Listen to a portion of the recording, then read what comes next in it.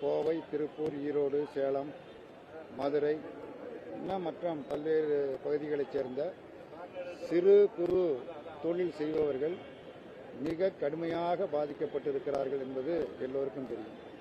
ஒன்றிய அரசினுடைய தவறான கொள்கையின் காரணமாக இன்றைக்கு சிறு குறு நடுத்தர தொழிலெல்லாம் இயங்க முடியாத அளவிற்கு மூடப்பட வேண்டிய ஒரு நிர்பந்தமான நிலைக்கு ஆளாகி இருக்கிறது. அது மின்சார நிலைக்கட்டணம் குறித்து மாண்புமிகு முதலமைச்சர் அவர்கள் பரிசீலித்து ஒரு நல்ல முடிவை எட்ட வேண்டும் என்று கோரிய போது மாண்புமிகு முதலமைச்சர் அவர்கள் அந்த கோரிக்கையை சங்க நிர்வாகிகள் எடுத்துக் கூறினார்கள். அதை ஏற்றுக்கொண்டு இப்பொழுது தேர்தல் அறிவிக்கப்பட்ட காரணத்தினால் இந்த நிலையில் எதுவும் செய்ய இயலாது.